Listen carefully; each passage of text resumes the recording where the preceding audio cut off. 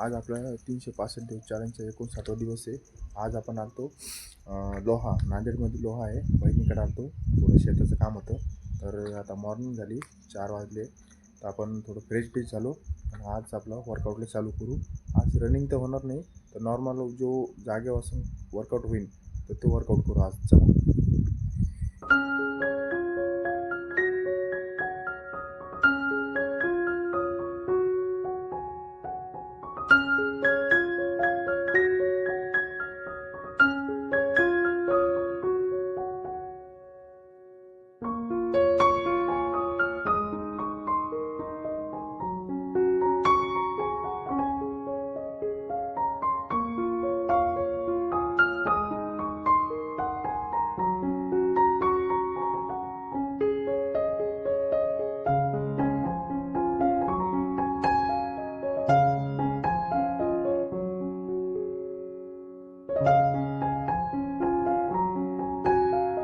Warm up झाला आपला complete. तर आज आपल्याला स्किपिंग तर नाही मारता येत वरती टेरेसवर. आपण ब्लॉक मारू शकतो. मागच्या वेळेस जसं ब्लॉक मारला ना, ब्लॉक मारू, त्याच्यानंतर स्क्वॉट मारू, त्याच्यानंतर ॲप्स मारू. हे जसं रेग्युलर आपण काल वर्कआउट केला तसं सेम करू. कारण की इथं रनिंगला जागा नाही त्याच्यामुळं. आणि इथं पण जंपिंग केलं तर खाली कॉम्प्लेक्सवानी इथं खाली आवाज येतो. 2-3 फॅमिली राहतात, त्याच्यामुळं स्किपिंग नाही मारता येत आपल्याला. तर इकडं ब्लॉक आहे, मागच्या वेळेस जसं मारला होता तसा ब्लॉक करू आज. तर चला.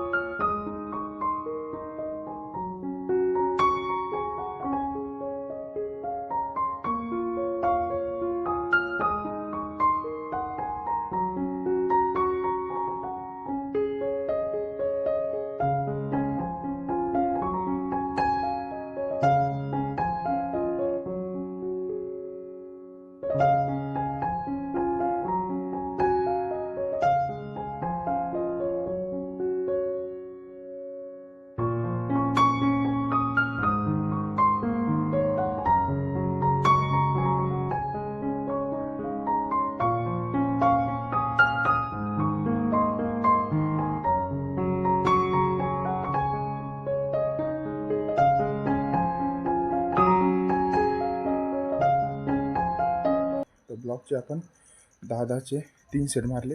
त्याच्यानंतर डिप्स मारल्या आणि बॅक मारले. हे जे 3 वर्कआउट केले आपलं. आता आपण स्क्वॉट वर्कआउट करू. तर चला.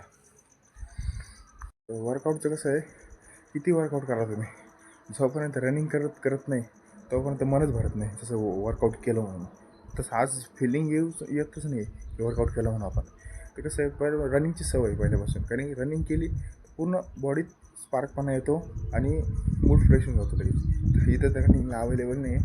बाहेर गेलं तर बाहेर कुत्रे आहे, त्याच्यामुळं आता हाच वर्कआउट करू. उद्या आपण आपल्या ग्राउंडवर जाऊ, तर भेटेन आपल्याला आपल्या ग्राउंडला रनिंग. तर चला स्क्वॉट वर्कआउट करतो.